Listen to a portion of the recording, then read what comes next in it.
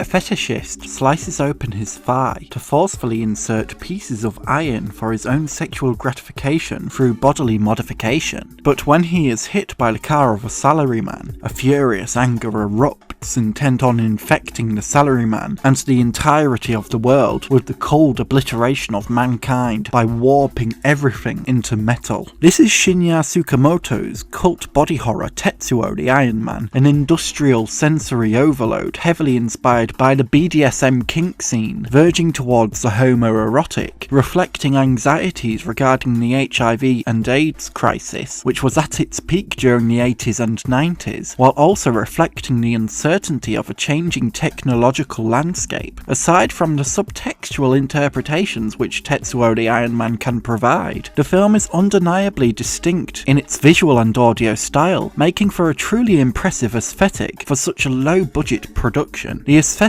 of Tetsuo the Iron Man is one of the most recognisable aspects of the film. With its pulsating industrial score, the music throughout the film sounds reminiscent to throbbing gristle and early Nine Inch Nails, with a rhythmic use of hisses, metallic bangs, and distortion to create an intimidating, oppressive beat which suits the stylistic tone. With its stark black and white photography and even sometimes distorted imagery, the sense of artificiality is reinforced, making scenes of technological infections and uncontrollable bodily morphings all the more unsettling and unreal. With its mixture of fast edits, jump cuts and stop motion, alongside its intense industrial soundtrack, Tetsuo the Iron Man can be a sensory overload, with the effortless ability to still overwhelm viewers, unprepared for the film's constant, seemingly endless barrage of vicious body horror. Tetsuo the Iron Man's initial release was in 1989, still during the height of the AIDS and HIV crisis. With the height of stigmatization, ignorance, anxiety and fear surrounding AIDS and HIV, and how the devastating infections could spread, it's not difficult to see a similar sense of anxiety and fear recreated within Shinya Tsukamoto's film. The salaryman's inability to reverse his transition into a man infected by metallic growths, the fetishist's claims to infect the world with metal, and the clearly homoerotic physical connection between the two characters, especially present during a brief moment when the two characters confront each other at their most human forms, before fusing together into a gargantuan metallic killing machine, can be viewed as exaggerated reflections on the experiences of living with HIV and AIDS, the heteronormative ignorance of AIDS, which reinforced prejudice towards the queer community, as if the AIDS and HIV pandemic was somehow the fault of the pandemic's victims, and the homoerotic intimacy and love that was so often stigmatized, blamed, and unfairly criticized. If a viewer wishes to view Tetsuo the Iron Man from a queer-coded perspective, much of the film's visual events are highly reminiscent of the struggles of the queer community during the AIDS and HIV pandemic. These scenes are almost a little too similar for such an interpretation to simply be a coincidence, even with the film's highly industrial aesthetic, reflective of the modern BDSM and kink scenes within the queer community, substituting leather harnesses and strap-ons for metallic growths, and even a literal power drill penis. There's no denying it, Tetsuo the Iron Man is kinky as fuck. However, Tetsuo the Iron Man can also reflect the anxieties of a changing technological landscape. The 1980s and 1990s were a time of great technological progress. The compact disc was introduced to Japan in 1982. Sony released the camcorder in 1983. In 1989, the first gene transplant experiment took place, just on the cusp of a new decade, which would introduce the testing of the World Wide Web, the orbit of Jupiter by the Galileo probe, and the cloning of Dolly the sheep. Technological and scientific advancements within the 80s and 90s were monumental, the impact continuing to shape the technology we use today. To be a witness to the advancement of technology during this period of time was bound to cause a sense of uncertainty and anxiety regarding how far our understanding of science and reliance on technology should go. A sense of uncertainty which is reflected in Tetsuo the Iron Man, in scenes in which metallic infection spreads unpredictably, or or when the fetishist's own technological ambition is malevolently intent on infecting the world, as if to reflect a fear in a worldly reliance on technology. While there is much to be thankful for in a technologically advanced world, present-day threats to cybersecurity, the presence of online vitriol, and the threat of unusable services if technology becomes redundant, reflects a modern technological anxiety. The feeling of technological anxiety is never entirely absent in a technologically reliant world, and for as long as that anxiety is present, Tetsuo the Iron Man's vision of a technological nightmare will continue to resonate. In conclusion, Shinya Tsukamoto's Tetsuo the Iron Man, with its distinctive industrial aesthetic, which permeates through every image and sound of the film, manages to reflect societal anxieties of the 80s on the cusp of a new decade, from the AIDS and HIV pandemic to the uncertainty of a technologically advancing future. The film continues to resonate with its expression of kinky sexuality and the discomfort of the human body pushed to its physical limit through the seemingly unknowability of mysterious infection. At what point do these characters retain humanity? Does any humanity remain, or are they completely machined by the end of the film? Tetsuo the Iron Man continues to resonate with audiences for good reason. It reflects our uncertainties of sex, the human body, and the future, and it looks fucking cool while doing it.